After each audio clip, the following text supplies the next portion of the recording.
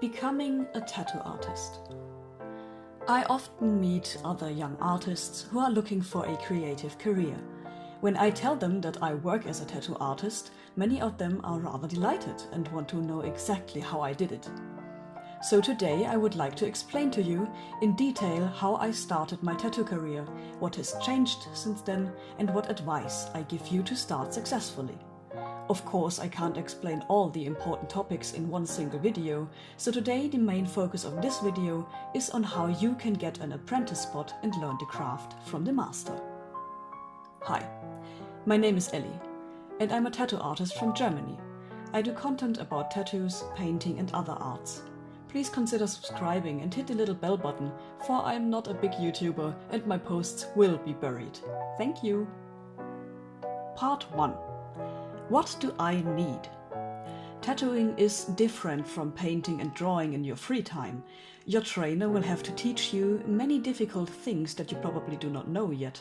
This includes dealing with clients, organizing and preparing appointments, and of course, most importantly, always keeping perfect hygiene standards. Without these skills, tattooing won't be fun anymore very soon, and success will be non-existent anyway. Many people believe that in order to learn tattooing, one does not have to be able to draw. Of course, you can learn to draw during your tattoo training, but here I would like to come to perhaps the most important point when it comes to applications. What does your trainer think about it, and what demands do they have on you? Today there are much more prospective tattoo artists and those who aspire to be one than 10 years ago. Many tattoo studios have already received applications from young artists. With so many options, I think it is unlikely that the trainer will choose an apprentice to whom they will have to teach the basics of drawing on top of all the other important things. So what you should bring along are above all skills and attributes that are attractive for a potential employer. This applies to everything on the free market, by the way, and apprenticeships in the tattoo industry are included. So let's get back to the question. What should you bring with you when you apply? Prior knowledge. A creative know-how is essential. You should know a few basics of drawing. Especially attractive are clear, precise lines and an understanding of colors. If you already have experience with different media and tools, for example acrylic paints, charcoal, ink, pen and fine liner, then you will find it easier to get used to the new tool that is the tattoo machine. A portfolio. As with all creative professions, you should create a portfolio that contains a selection of your artwork. Think. What would an instructor want to see? If you feel completely overwhelmed by this, then fill the folder with your favorite artwork. Here, too, a certain diversity of topics comes in handy. Do you have a selection of portraits, calligraphy and comic characters, for example? Good! Anyone who browses the portfolio can now see that you can be challenged with a wide range of tasks. You can bring your portfolio physically to the job interview or send it digitally as a file with your application mail. Willpower. Every profession requires the ability to get things done. No trainer wants a quitter who drops out of school as soon as it gets a little bit more challenging. Be prepared to face difficult tasks, but also boring and downright nasty ones. Patience is a virtue. Not only in the first months of training, but also in every single tattoo session. If you work nicely at the beginning, but start to slouch towards the end, each of your tattoos will be ruined in the very last minutes. Fortunately, patience can be learned, and soon you will be able to guide your hand calmly even over several hours. Be patient with your work, the people around you, and most of all, with yourself. You probably already know times when you have the feeling that you are not improving and feeling stuck. Don't be afraid. Sometimes the improvement is just not so easy to see. Soon you will reap the fruits of your labor, but only if you keep on working. You will also have to expect that even the best application will be rejected a few times before you get an apprenticeship. Again, do not despair. Somewhere out there, your apprenticeship is waiting for you. Let's now summarize. When you apply, bring along the will and the ability to emphasize with your counterpart, prior knowledge of art and artistic know-how, a portfolio in which you present all this, patience and courage to get the job done. Part 2. The beginnings of training. Your efforts have paid off and your application has caught the attention of a studio. What can you expect from your training now? What can you ask of the instructor? And what from yourself?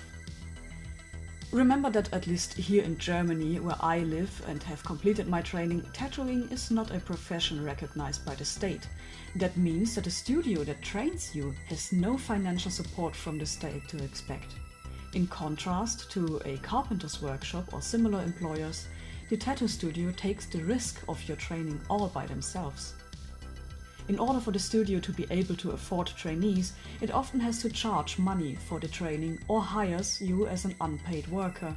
Many trainees first have to clean the studio, help with the organization of appointments and do other work before they are finally allowed to pick up the tattoo machine.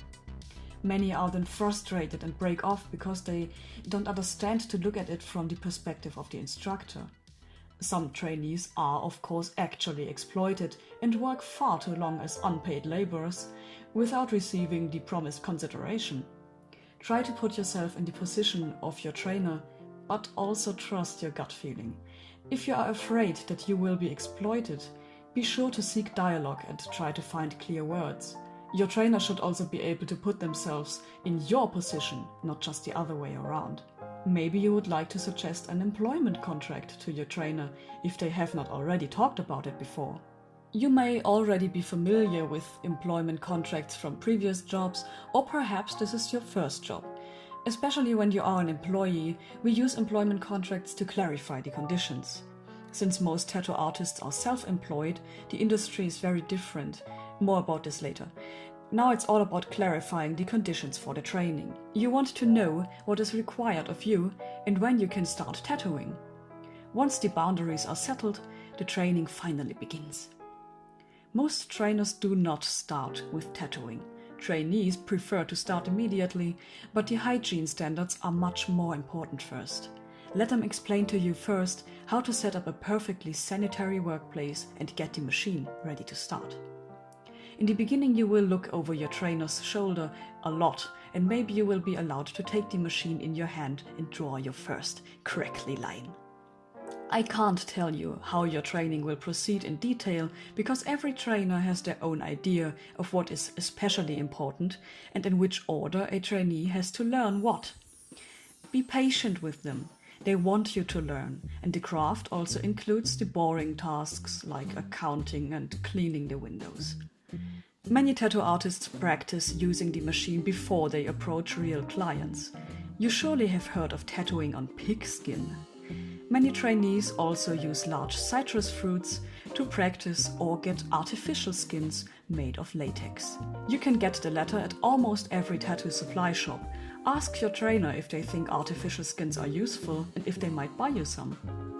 Mostly, the studios provide their trainees with the equipment. After all, you first have to learn what you need and where you can get it from. Moreover, many trainees have not yet registered a business and are dependent on the help of their trainer. If this is not the case with you and your training studio and you still have to get everything yourself, don't be afraid, because I will explain how it works. In Germany, a trade must be registered with the trade office. If you are unsure, your mentor can perhaps even accompany you and help you. At the trade office, you can get a trade license for a small fee. In my time, this license cost between 20 and 30 euros. In most offices today, this is probably still the case. When you have filled out the form, you finally have your own business. With the trade license, you can now buy your tattoo equipment online. Most shops require this license to make sure that only professionals are practicing the hygienically demanding crafts. Now you are such a professional and ready to start your training. Part 3. This is how my training went.